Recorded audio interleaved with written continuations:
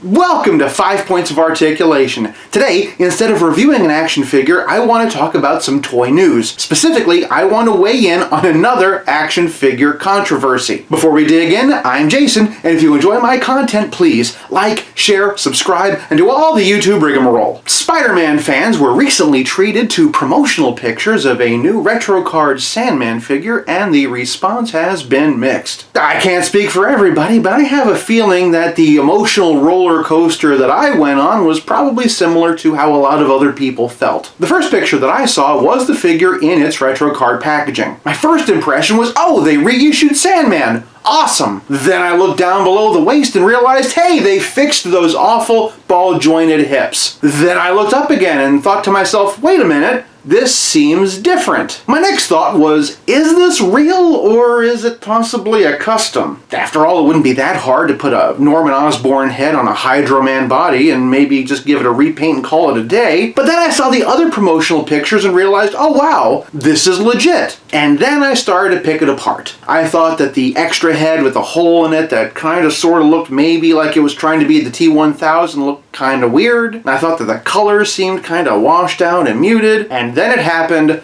I saw somebody put it side by side with the original Build-A-Figure. Chances are you have seen this picture as well, and it has absolutely peppered your opinion of this new Sandman. Putting them side by side is like a night and day difference. The Build-A-Figure absolutely dwarfs the original by comparison. But my emotional roller coaster is not completed. I had to keep digging and finding more pictures to try to figure out exactly how big is this thing and what does this thing even really look like? Side by side with the Build-A-Figure, it looks like a children's toy, which it technically is, but how will it size up compared to other Spider-Man figures? Based on my research, it kind of looks like the new Sandman is going to be fairly comparable in size to the Toy Biz one. Don't get me wrong, there's a lot of things about this figure that I still really love, but there are also some things that could use some updating. Even so, when it comes to size, how does this stack up to our current Marvel Legends? Putting him beside Pizza Spidey and, well, not that bad. I think that the problem is that when we look at that picture, our brain tells us that the new retro card is much, much smaller,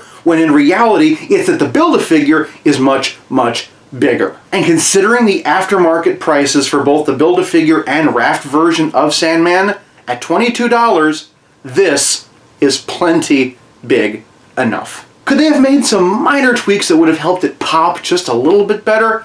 Absolutely. On the other hand, I would like to remind you of a lovely lady legend, the retro card Rogue. When we saw the original solicitation pictures for this item, a lot of us agreed that Hasbro had once again dropped the ball. And yet, many of us who have picked up this figure, me included, agree now that it's probably the best Rogue ever made. In all of my reviews, I always say the same thing, that playability is more than just accessories, it's also about how well your figure plays with others. And then, I show a bunch of comparisons to different action figures. It's a great way of figuring out size and scale and all that good stuff, but more importantly, I do it because you like it. If you've either been watching my videos from the beginning or you've gone back and watched older videos, you can see a lot of little changes I've made along the way. Those changes are because I've looked at the analytics and I've realized what parts worked and I've realized what parts don't. And because of that, I know that we all love to make